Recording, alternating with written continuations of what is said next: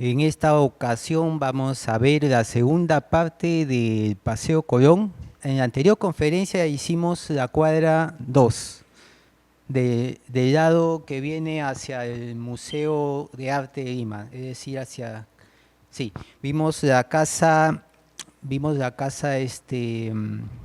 doctor Molina, la casa Menchaca, vimos la casa Bosa o también, claro, Vice, y vimos la casa Villarán. Ahora vamos a ver la siguiente cuadra que no deja de ser interesante, con las casas Salirosas, la casa de Facundo Molina, que también es la casa Molina, y la Quinta Araña. Vamos a la siguiente imagen para comenzar. Y el Paseo Colón nace pues en este terreno que conocemos como el Fundo San Martín. En la conferencia anterior hablamos acerca de este fundo que perteneció al Colegio San Martín, que el Colegio San Martín fue un colegio de los jesuitas y que después fue cambiando de manos cuando los jesuitas fueron expulsados del Perú. Esto fue a parar a las manos de la familia Cabero, Vázquez de Acuña y sus descendientes. Y luego pasaron a manos de la señora Josefina Ramos de González Prada, que ya habíamos contado toda la historia de ella, como ella no solamente era propietaria del Fundo San Martín, sino también de haciendas en Cañete, haciendas muy importantes, y que ella era pues pariente política del gran pensador Manuel González Prada. Y cómo ella había hecho pues un negocio, al final vendiendo parte del Fundo San Martín para hacer lo que es la avenida 9 de diciembre, Paseo Colón. Justamente, aquí vemos en uno de los planos que proyectó Luis Sadá en 1872, cuál era la forma que tenía el Fundo San Martín, ¿verdad? Esta forma, y tenemos atrás toda la parte del Palacio de Exposición, el Parque de Exposición. ¿Qué es lo que pasó en estos años? Es que el Fundo San Martín fue lotizado y en ese lugar se construyeron las casas que vimos la vez pasada. En la siguiente imagen vamos a ver un poco más de qué es lo que quedó del Fundo San Martín. Parte del Fundo San Martín fue comprado por dos importantes personajes. Uno fue el señor Zanelli y el otro fue el señor Sanguinetti. Está con tiempo parece. El señor Sanguinetti, que era italiano y era dueño de la maderera Sanguinetti, que estaba en el lugar donde ahora ocupa la Carpa Grau. Él también era dueño de unos espacios que había comprado en el Fundo San Martín y los había convertido en unas casas de alquiler. De eso vamos a hablar otro día porque eso corresponde a la cuadra 2. En la imagen vemos a Luis Sanguinetti y vemos también su famosa maderera que quedaba en la esquina de lo que es ahora la Carpa Grau. Y Sanguinetti era un personaje muy importante junto con Zanelli. Ambos compran los pedazos que quedan después de haberse hecho el corte de exposición, que era el nombre del paseo, del Paseo Colón.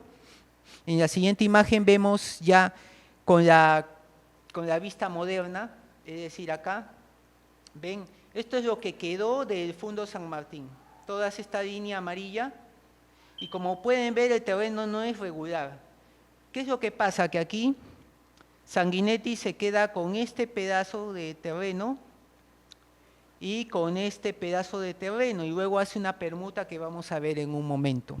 Entonces Sanguinetti era dueño de ¿qué? Era dueño del negocio de maderera que estaba acá cerca de lo que es ahora la Plaza Grau, y estaba acá también sus propiedades, que luego construyó unas casas que ahora ya no existen.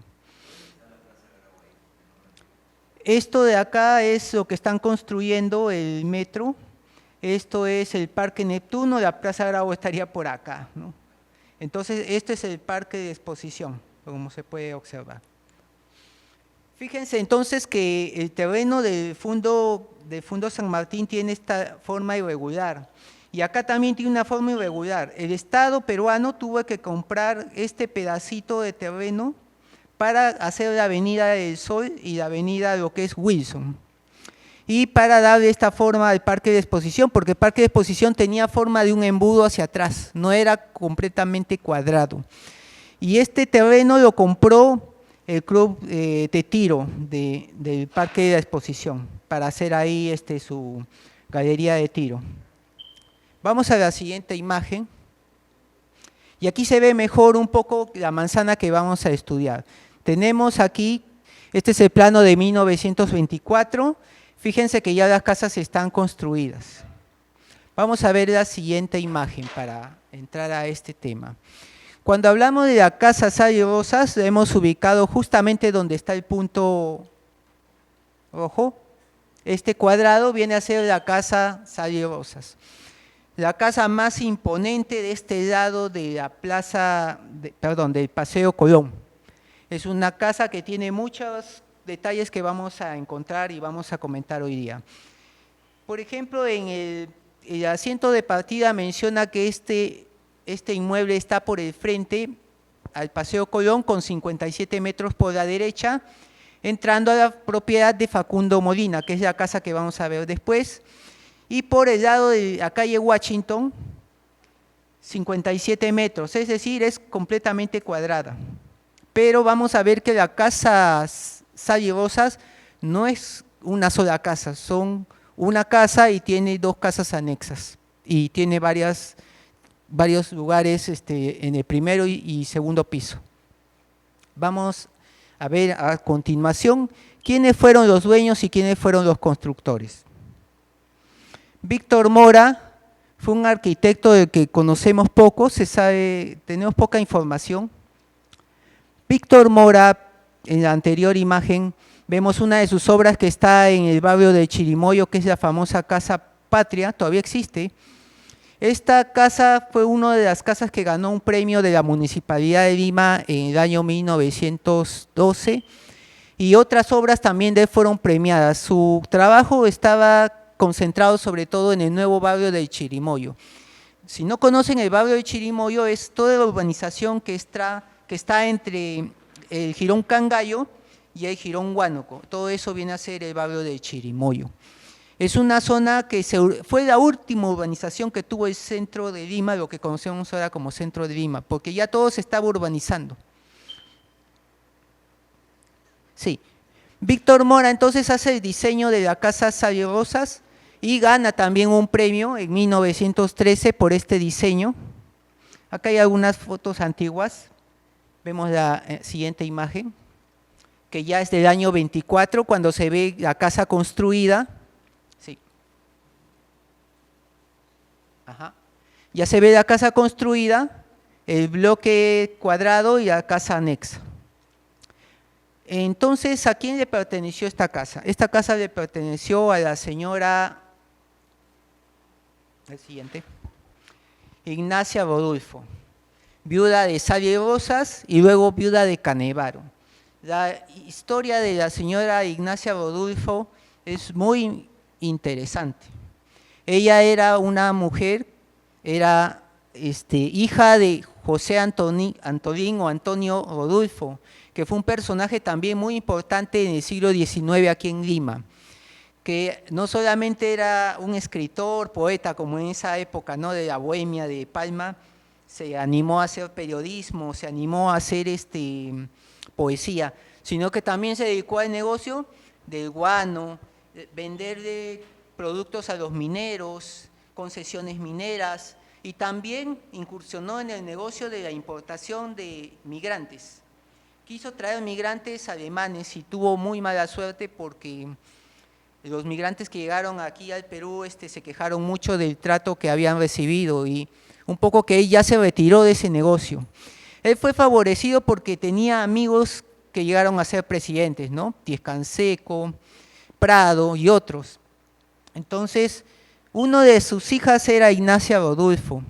Ignacia Rodulfo se casa con el señor Sally Rosas. Francisco Sally Rosas también era importante porque era un comerciante. Él se dedicaba al negocio del guano, se dedicaba también a la importación de chinos. Miren cómo todas estas familias están emparentadas con el negocio de ese entonces, que es la importación de la migración asiática y la migración europea. Ignacia Rodulfo se casó con Xavier Rosas, pero no tuvieron familia. Y años después, el señor Xavier Rosas fallece. Ella se queda como Ignacia Rodulfo de Xavier Rosas, dueña de una gran fortuna que hereda de su padre. También se dedica a otros negocios navieros. Todos estos personajes que en Lima tenían una cosa en común, que se dedicaban al comercio entre Perú y Europa. Traían artículos de exportación desde Italia, desde Francia y desde España. Y también Canevaro, Canevaro también era una familia de comerciantes muy importante que traía objetos desde Italia. Y ahí se le ve con el traje militar porque él, como ustedes saben, llegó a ser un político muy importante y conformó el ejército durante la guerra con Chile, se asimiló y se convirtió en vicepresidente del Perú. Fue la mano derecha de Andrés Avelino Cáceres, fue un personaje muy importante, tenía una gran fortuna en muchos negocios. Su familia eran dueños del condado de Soagri en Italia. Ellos eran entonces, tenían también por ese lado un título nobiliario. Canevaro se casa con Ignacia Rodulfo ya cuando ellos son ya muy mayores. Ignacia tenía 58 años y el general tenía más de 70 años. El matrimonio ocurre en el año 1923. Se casa con el señor Canevaro, pero el matrimonio solamente duró 6 meses porque el general Canevaro falleció. Ya para entonces ya se había construido la casa Xavier Rosas y se había mantenido con el nombre de su antiguo esposo, el señor Xavier Rosas. Fue una de las casas más ostentosas y fabulosas que hubo en esa época. Y aquí se realizó estas recepciones y fiestas a donde acudía el mismo presidente Augusto B. Leguía y sus ministros. Esta foto de 1924 que figura en el libro El Perú y las colonias extranjeras muestra la fiesta de despedida que le hacen a la señora Ignacia Rodulfo antes de partir a Europa, porque su proyecto de ella era ir a visitar el Vaticano y hablar con el Papa. Pero en realidad lo que estaba pasando en el Perú también es un tema político. Recuerden que muchas familias de estos sectores habían salido del Perú en esos años por el tema de Leguía, la reelección y toda la persecución política que hubo un poco con los personajes que no eran del partido de Leguía, de Oncenio. Se fue Ribagüero, se fueron varios vecinos del Paseo Colón, recuerdan que comentamos la vez pasada que se fueron a Europa justo en estos años y que al final ellos acabaron viviendo muy pocos años en las casas, en las grandes mansiones que construyeron. Por ejemplo, la señora Jenny Zanelli, que construyeron la Casa Menchaca para esa familia, apenas vivieron menos de 4 años ahí, se fueron a Europa y falleció también, ¿no? Una historia muy parecida. Entonces, el Paseo Colón construyeron grandes mansiones, pero vivieron muy poco tiempo en esas casas, en esas familias. La señora Xavier Rosas se fue a París, fue primero a Francia, y ahí tuvo un percance, que como vemos en la siguiente imagen, que esto lo encontró el historiador Fernando Armas Asín, esta imagen en el diario Le Monde de Francia. Se ve a la señora Canevaro, la señora Ignacia Rodulfo de Canevaro, en su cama en el Hotel Crillon. ¿Qué le había pasado? Que había contraído una enfermedad por un cambio brusco de clima, le había dado como una pulmonía y estaba agonizando. Es curioso porque alrededor de ella no muere sola, a pesar que no tenía parientes para dejar su fortuna. Ella antes de partir de Perú había dejado un testamento diciendo que toda su fortuna lo dejaba para el cuidado de los ancianos y los niños desvalidos. Y esa es la base con la que se crea la fundación que va a venir después, la obra pía de Ignacia Rodulfo y ahora Fundación Canevaro. Hay un detalle bien curioso, bien bonito acá, que no sé si lo ven, ahí está Santa Rosa de Lima, la misma estampita que tenía Grau en el monitor Huáscar. Santa Rosa está al lado de ella en el momento de fallecer. Y ella fallece y no fallece sola porque en Europa estaban casi todos los limeños del sector más pudiente. Se habían venido del Perú con todo el tema de Leguía. Ahí estaban los Vivagüeros, estaban los Zanelli, estaban los Menchaca, toda la familia estaban ahí. Y ellos llegaron a visitarla cuando ya estaba en sus últimos momentos. Muchas familias habían viajado a Europa en esos años y regresan ya cuando cae el oncenio de Leguía. Entonces, veamos la siguiente imagen. Tenemos la Casa Sallagosa que ya en la actualidad ha ido evolucionando, pero siempre se lo ha utilizado como local de campaña. Como pueden ver, esta foto es de hace unos años, cuando se utiliza como local de campaña, el segundo piso. Y esta es ahora, actualmente desde el domingo pasado tomamos esta foto, ahora es el local de Buen Gobierno, ¿no? Esta es la disposición que tiene la casa. Y vamos a explicar un poco cómo es esta casa. Parece una sola casa, pero tiene varios ambientes y varias disposiciones. Esta es una vista desde Jirón, Washington también. Y también tenemos una vista hacia el Jirón Claro. Esta es una parte del Jirón, Washington, de la casa principal que se llama. Y la siguiente va a pasar acá. Se ven los locales que se usan como casas de renta, los locales comerciales que tiene la casa. Ahora vamos a este plano, porque aquí les voy a poder explicar mejor cómo funciona todo esto. Cuando se construye la Casa Sallagosas, solamente el segundo piso es la casa donde vive la familia, los familiares y la casa de la señora Sallagosas. El primer piso está configurado, le he puesto colores para que se note que son distintos ambientes, ¿no? Entonces tenemos por ejemplo, el color más beige, que es uno de los más grandes. Es una casa que tiene pasadizos que se conectan con los ambientes. El que está en color blanco en la esquina es la entrada. Tiene una entrada con una forma circular que da hacia el segundo piso. Y todo lo demás que ven en celeste, en verde, amarillo, medio rojizo, azul, son las casas de renta. Ahí incluso se colocó este lado de acá como cochera, como garage. Recordemos que hacia 1914 ya habían llegado a Lima los autos, ya era normal ver en Lima autos. Y ya esta casa se adapta también a lo que son las cocheras. Frente a la Casa Sallagosas se abrió también el primer garage de Lima, el garage Pancorbo, que está justo al frente. Y en la parte de atrás vemos también una casa anexa que tiene unas escaleras que van hacia el segundo piso, que son las escaleras de servicio. Entonces, en la actualidad, esto ha sido utilizado por muchos negocios, ¿no? Ha sido utilizado por academias, institutos, escuelas de cocina, academias preuniversitarias. En el pasado vivieron acá familias importantes de las que vamos a hablar en un momento.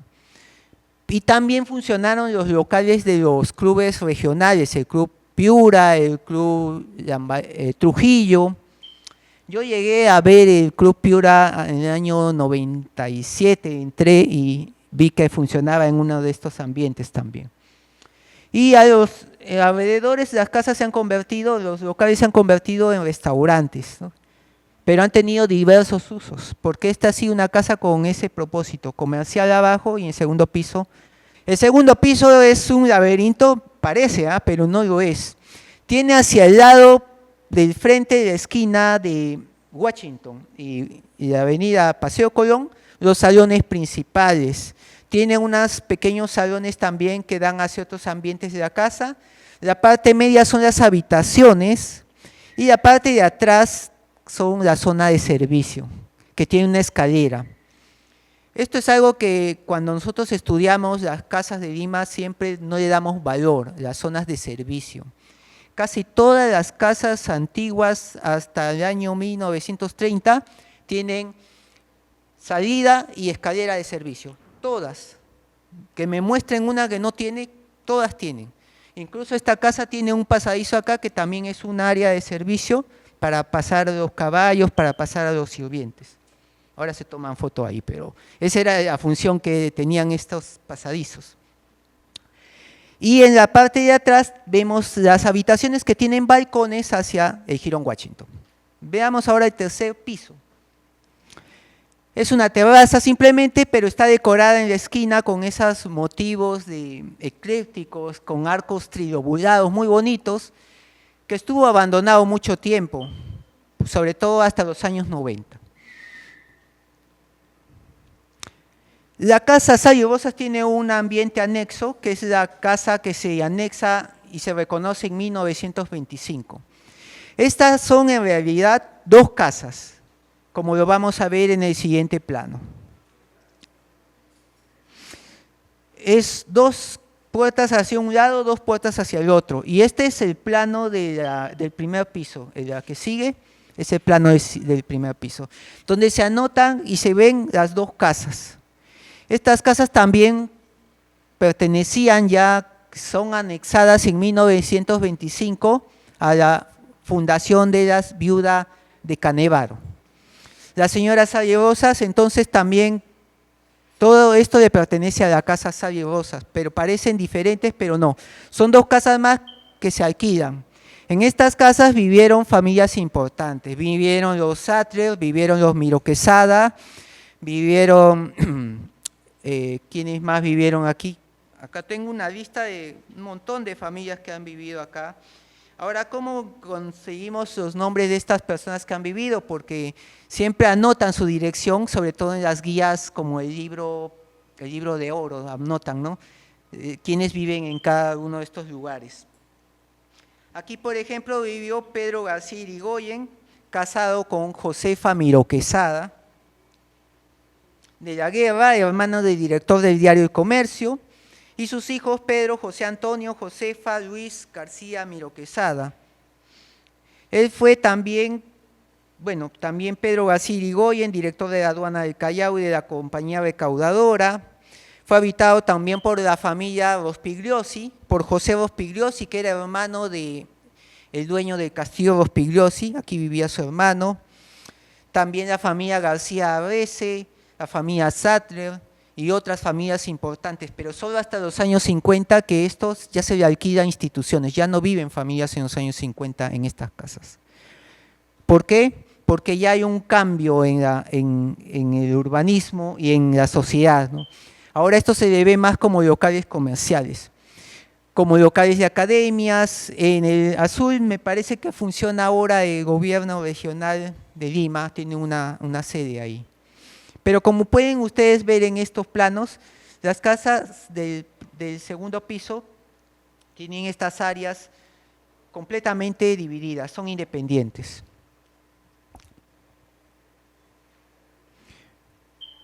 Este es también el segundo piso, ¿ven? También es independiente el segundo piso. No hay un pase hacia la otra casa, son completamente independientes. Y el tercer piso es una azotea, simplemente, más que eso. Esta es la vista desde arriba, donde se notan claramente los tres bloques que hemos visto. La casa antigua, con sus anexos comerciales en la parte de abajo, y las dos casas anexas. Forman un cuadrado que está indicado en la tasación que se hizo. El arquitecto González de Riego hizo esa tasación. Y esta casa, pues, podemos ver algunos detalles en las siguientes imágenes, como las rejas de hierro forjado, los balcones, las ventanas también. Eso sí, déjalo que pase nomás, eso va a pasar solito. Miren el tipo de vidriados que tiene, los vidriados que tienen las cenefas de la parte de arriba, las decoraciones de frutales, de flores, y también en el interior también hay este tipo de decoraciones. Es una casa que tiene bastantes detalles y esas como claraboyas que permiten el ingreso de la luz. Esta es la Casa Salle Rosas, que actualmente pertenece a la Fundación Canevaro y que ahora se utiliza como sede de los partidos políticos en el segundo piso, y en el primer piso se usa como locales para centros educativos y oficinas del gobierno. En la siguiente casa vemos la de Facundo Molina. Ven que sigue todavía mantenido ahí la línea de lo que es el Fundo San Martín. ¿Para qué? Para que se den cuenta de que el Paseo Colón no era algo regular, se construye artificialmente, se corta y quedan dos pedazos. Un pedazo que da hacia este lado, que lo compra Sanguinetti, Zanelli y un italiano del que sabemos poco, que es Guerino Saboni, que él es dueño prácticamente hasta el Jirón Chincha. No sé si ubican el Jirón Chincha. El Jirón Chincha, un poco antes, llegando casi a la Casa Mariátegui, todo eso era de Guerino Saboni, que también era un italiano que tenía inversiones en negocios hoteleros, restaurantes y también en casas, propiedades. Y Sanguinetti, que se había dedicado al negocio de la venta de madera y también de la construcción. O sea, era un negocio doble, pues, ¿no? Él le vendía la madera para que construyan y él construía ranchos para alquilar. Entonces, no había ningún pierde ahí. Pero, ¿qué pasó en este caso? Que Sanguinetti se queda con el pedazo que está en la parte de arriba cuando se corta el Paseo Colón, y ese pedazo ahí construye sus famosas fincas de Sanguinetti que ya no existen. Eso lo hablaremos en otra ocasión. Y él hace un cambio con el señor Zanelli, hacen un trueque, y es así como se va a formar la siguiente casa, la casa de Facundo Molina. Pero ¿quién fue Facundo Molina? Cuando dicen Molina lo podemos relacionar quizás con el médico. Los dos Molina eran de Puno, ¿eh? Vamos a ver quién era Facundo Molina. Esta es una imagen de la casa, en 1907 ya estaba construida. Vamos a quedarnos en esa imagen. Y fíjense que ya la casa estaba construida, tenía hacia un lado una parte que es como una entrada para independizarlo, pero en realidad el objeto de eso era una cochera. En 1907, y eso siempre lo repito en las conferencias, ¿no? A partir de 1906-07, el Paseo Colón se llena de automóviles. Los primeros automóviles transitan por ahí, por Paseo Colón. Y Facundo Molina, cuando construye su casa, especifica en la construcción que se debe hacer una cochera. Y es como queda esto. Pero luego con los años hay una modificación del diseño. Hablamos de Facundo Molina. Bueno, Facundo Molina era un personaje también que no conocemos, pero es parte de los vecinos de Paseo Colón. Facundo Molina era abogado, llegó a ser juez de Puno, juez de Lampa, vocal de esta región, y también era hacendado en Puno. Tenía algo de 300 cabezas de ganado vacuno, y tenía más de 2.000 cabezas de ganado ovino. O sea, era una persona muy importante en la región. Él tenía a su cargo pues varias haciendas y negociaciones ganaderas. En Lima manda construir esta casa, la Casa Molina, y Facundo Molina es uno de los vecinos de este lugar. Él también es simpatizante de Piérola. Él escribe, encontré una carta bien bonita de Piérola, que le escribe a Piérola, y ahí él solito cuenta su historia. Bueno, no le vamos a creer todo lo que cuenta, porque ustedes saben que en las cartas siempre queremos contar unas cosas y otras no. Pero lo que él cuenta en su carta dice, justamente, le escribe a Piérola cuando ya es presidente y le dice: soy amigo de su política y adicto por convicción a sus principios democráticos desde ahora 20 años sin haber discrepado de ellos ni haber desertado de sus filas un día. He sido favorecido por usted con los nombramientos de municipal, concejal. Fui tercer jefe del batallón Piérola, es decir, al batallón de Puno que fue a luchar en la Guerra del Pacífico le puso Piérola. Era muy pierolista. El señor Molina también menciona que fue prefecto del departamento de Puno y sostuvo el periódico El Patriota, imprenta que en ese momento estaba en esa ciudad. En 1884 fui nombrado juez de primera instancia interino de esta provincia por el señor general Iglesias, y desde luego por ser partidario de usted, y en 1886 por el mismo motivo fui nombrado juez de Lampa, y dice siempre, no soy un amigo antiguo de usted, desde muy joven tuve usted simpatía por su familia, he sido su discípulo de su hermano Isaías, ¿no? Entonces Facundo era un personaje importante en Puno, de los primeros que vienen acá a Lima, porque la mayoría de los provincianos gamonarios y terratenientes no llegan en estos años, llegan en el oncenio porque Leguía estableció muy buenas relaciones políticas con gente y familias de distintas partes del Perú, ¿entienden? Entonces, Molina es uno de ellos. Vamos a la siguiente imagen, vemos la casa de Facundo Molina ya como la conocemos nosotros, que ha sido utilizada también como instituto, colegio, academia. Y ahora, esta del 2019, esta es de la semana pasada, del domingo pasado tomamos esta foto, la casa está en venta. Y aquí está un detalle de la cochera, ahí hay una persona durmiendo, pero es bien curioso este detalle de la casa Molina. La casa Molina todavía la estamos investigando porque tiene varios documentos que muestran de que esta casa, para poder conformarse el lote, se tuvo que hacer los intercambios con Sanguinetti. Entonces esta casa está en el medio de las dos casas principales que estamos estudiando en esta exposición. Y ahora vemos la última casa, que es la casa o Quinta Llania. La Quinta Llania lleva el nombre de su creador y de su dueño, Ignacio Llania. ¿Y quién era Ignacio Llania?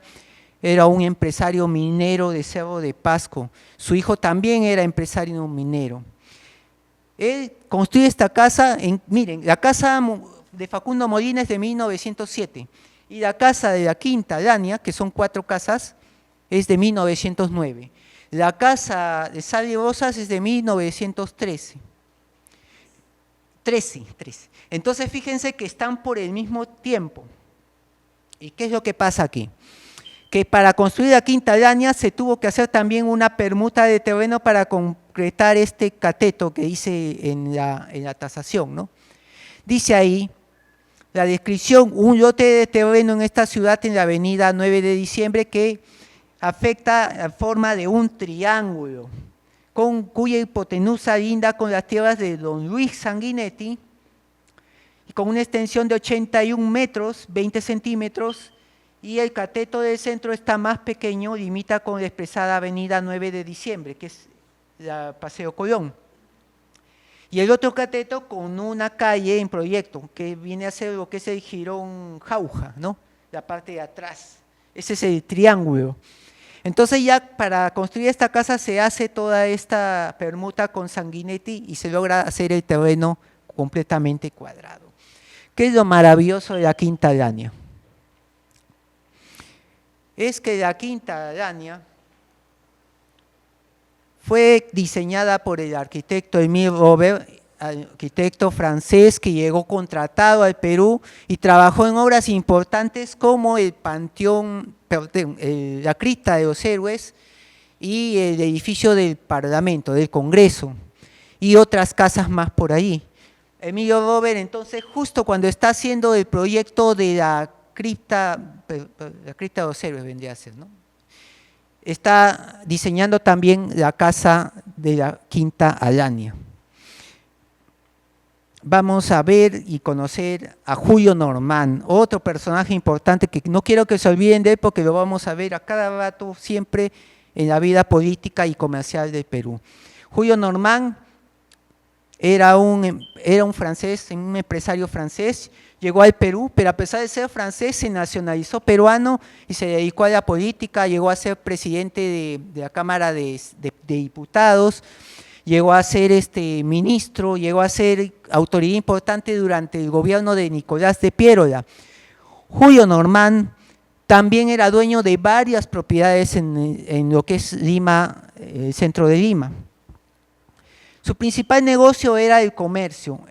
La compañía J. Norman, que quedaba aquí en la cuadra 1 de Conde de Superunda, antigua calle del Correo, traía vinos desde Italia, el agua de Florida y muchos otros productos que se mencionan ahí, ¿no?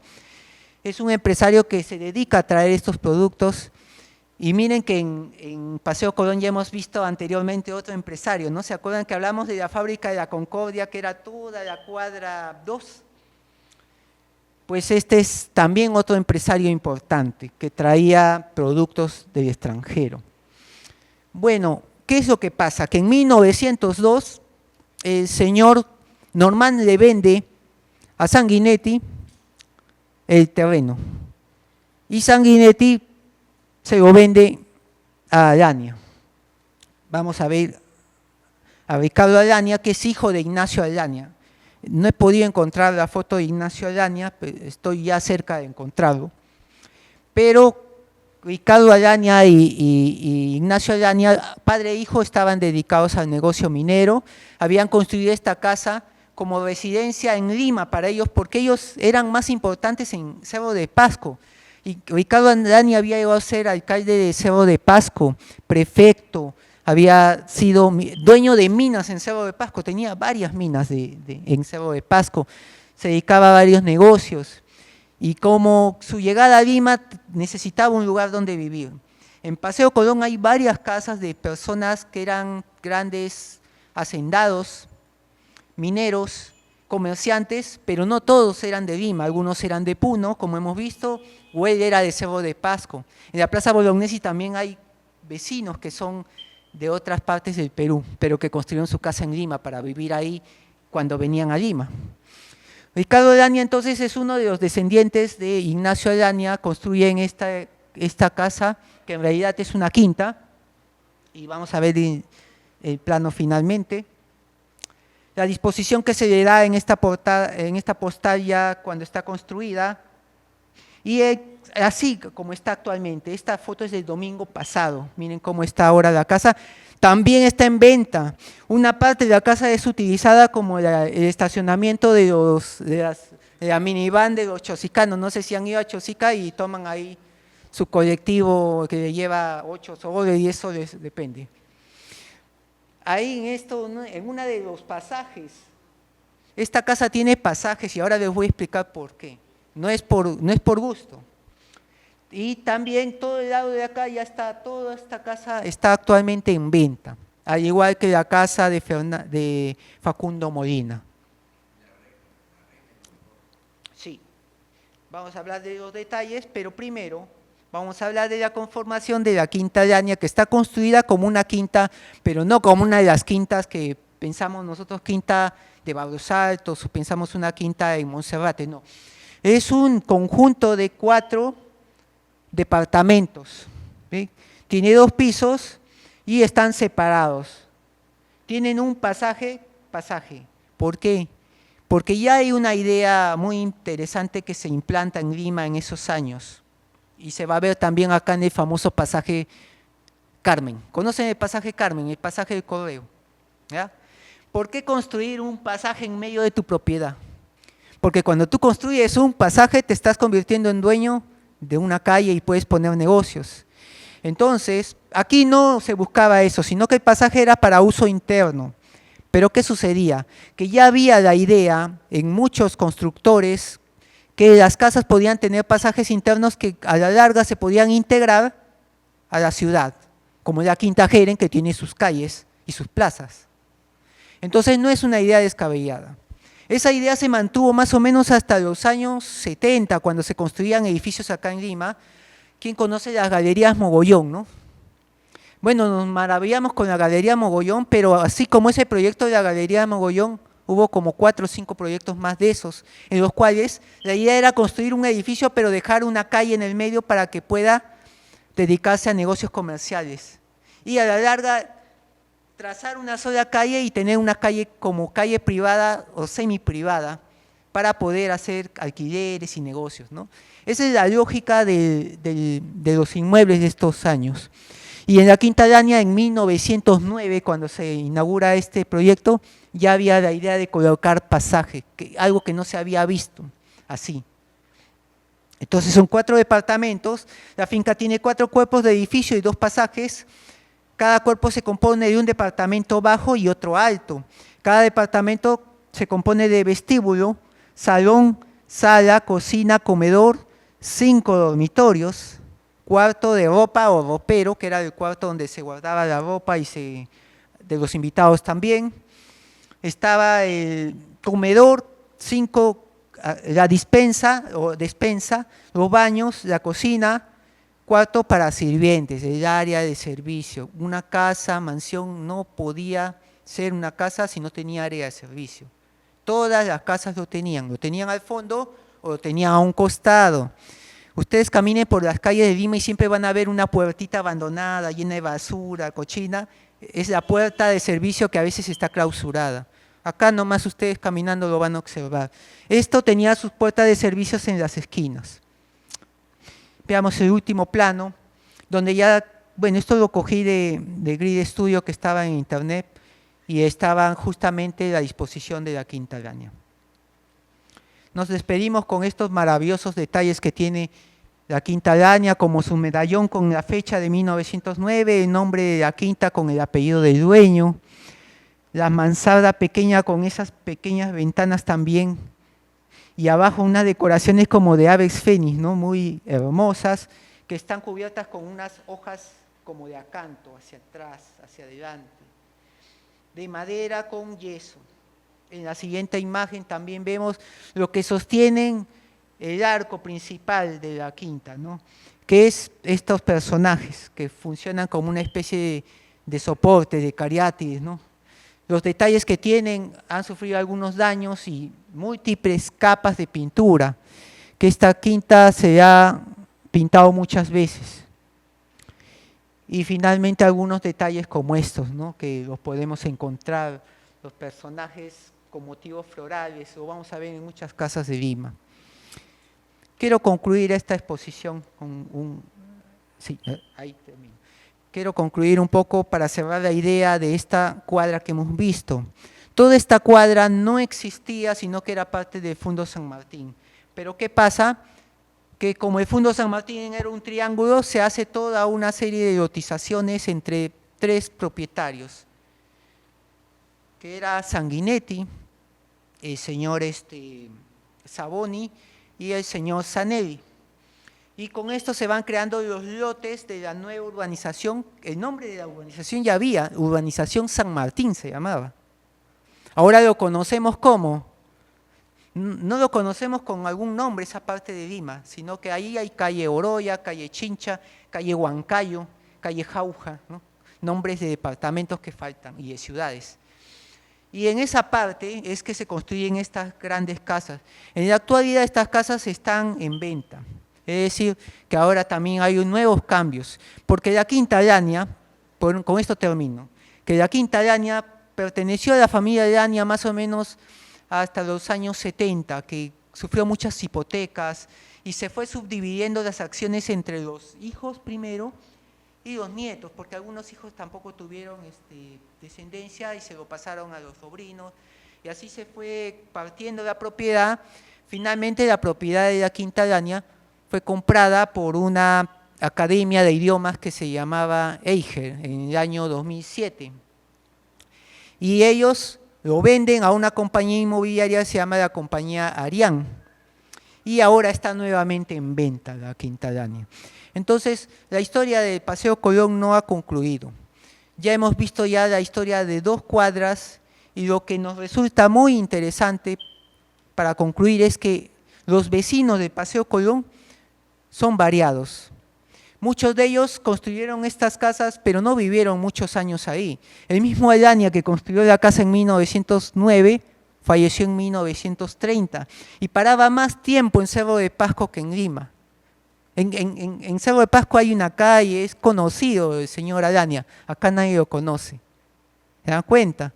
Entonces, vecinos que estaban en Europa, vecinos que estaban en provincias porque ya estaban sus ganados, estaban sus minas, estaban sus haciendas, y familias que alquilaban, como los Miro Quesada, como los Pigliosi, como los Elejalde, que vivieron en una de estas casas. En la casa del señor Facundo Molina vivió la familia Elejalde varias generaciones, también alquilaban esas propiedades. Entonces fíjense que en este lado del Paseo Colón habían familias importantes, pero todos tenían una diversas procedencias. Yo les agradezco nuevamente por su paciencia y sobre todo por su interés por conocer la historia del Paseo Colón, una avenida que tiene muchísima historia. Mira, si hemos visto solamente 2 cuadros y hemos encontrado esto, las cuadras de frente no se imagina quiénes vivieron ahí, ¿no? Es súper interesante lo que hay en la cuadra del frente, que ya lo vamos a ver en algún momento, seguro con Elvis vamos a coordinar. Todo eso también nos falta verlo, pero ya lo vamos a ver muy pronto. Y muchas gracias a todos ustedes por su atención.